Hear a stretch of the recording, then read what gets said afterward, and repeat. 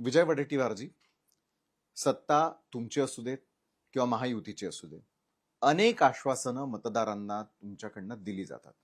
मतदारांची आश्वासनांची पूर्तता याकडे सगळ्यांचं लक्ष लागलेलं असताना वेगवेगळ्या विषयांवरती सातत्यानं लक्ष डायव्हर्ट केलं जातं. थोडक्यात मी आपल्याला प्रश्न विचारेल. लोकशाही मराठीनं सातत्यानं सोयाबीनचा मुद्दा लावून धरलेला होता. शेतकऱ्यांना कधी आणि काय मिळणार याचं उत्तर महाविकास आघाडी देताना दिसून येत नाही, महायुती सरकारही देताना दिसत नाही. मग शेतकऱ्यांनी अपेक्षा कुणाकडनं करायच्या? असे की सोयाबीनच्या संदर्भात सरकारची भूमिका ही इमानदारीची असली पाहिजे त्या शेतकऱ्याच्या संदर्भात.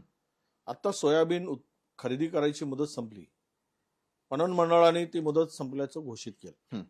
अद्यापही असं म्हणतात की साधारणतः 3 लाख क्विंटल सोयाबीन शेतकऱ्यांच्याकडे उपलब्ध आहे. बरोबर. केंद्र सरकार म्हणते मुदतवाढ दिली, राज्य सरकार म्हणते मुदतवाढ मिळाली नाही.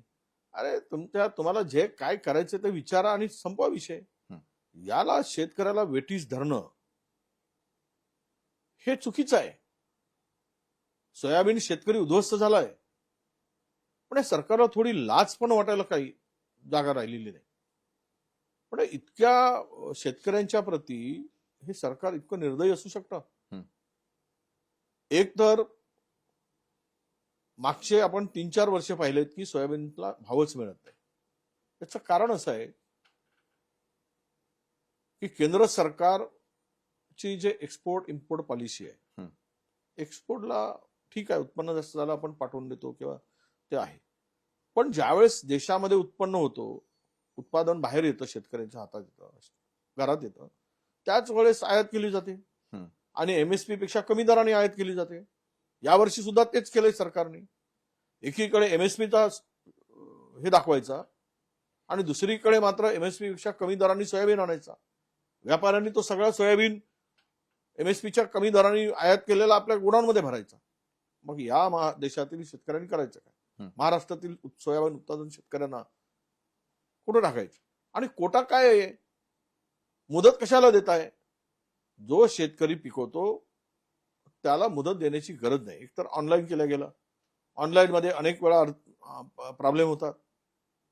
मला या सरकारला सोयाबीन घ्यायचं की नाही ते ठरवलं पाहिजे. तुम्ही वेटीस धरू नका. तुमची नियत साफ असेल तर सोयाबीन पूर्ण घेऊन टाका.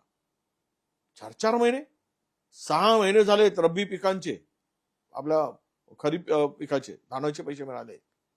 म्हणजे आमचं उत्पन्न ऑक्टोबरमध्ये मिळालं. ऑक्टोबरमध्ये आम्ही सगळे धान घातले. मागच्या रब्बीचे 2024चे पैसे अद्याप मिळाले नाहीत. 8-9 महिने झालेत. मागच्या मेला आम्ही सगळं धान दिलेलं. हे 6-6 महिने शेतकऱ्यांचे पैसे मिळाले, शेतकरी जगणार कसा? आणि पुरेशी खरेदी होत नाही. त्यामध्येही ते मॉइश्चरच्या नावाखाली 2-2, 4-4 किलो अधिकचा सोयाबीन घेतला जातो. 4 किलो सोयाबीन म्हणजे 5,000. आज 200 रुपये त्याच्यातून त्या बिचाराला गंडवलं जातं. हे एकूणच आता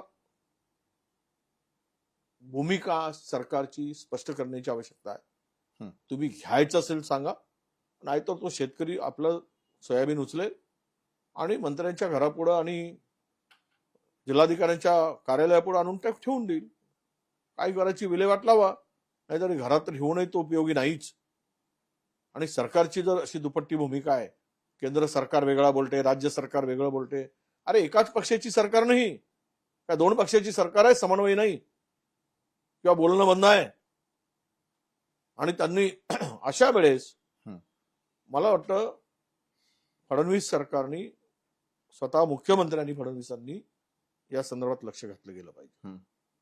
तुम्ही शेतकऱ्याला जर दुर्लक्ष कराल तर तुम्हाला मात्र, आता ठीक आहे निवडणुका कधी घेताय स्थानिक स्वराज्य तर होईल, पण आता सोडणार नाही शेतकरी तुम्हाला. इतकी पिळवणूक, 386 कोटी रुपये खरीप हंगामामध्ये अतिवृष्टीमुळे शेतकऱ्यांचं नुकसान झालं पूर्व विदर्भातील. तो प्रस्ताव येऊन 8 महिने झाले, 7 महिने झाले, 1 रुपया दिला नाही. मग पैसे आहेत कुठे? टाकले कुठे पैसे तुम्ही? तो प्रस्ताव येतो, नुकसान झाल्याचं सिद्ध होत आहे आणि पैसे मिळत नाही म्हणजे काय? या सगळ्यामध्ये जी तिजोरीची लूट आहे ती डेव्हलपर, बिल्डर, दलाल नको ती कामं करणं आणि या उपेक्षित शेतकरी माणसाला उपेक्षित ठेवणं, दूर ठेवणं हे सरकारचं नाही, बरं, धोरण. लोकशाही मराठी ऐका, पहा, जागरूक रहा.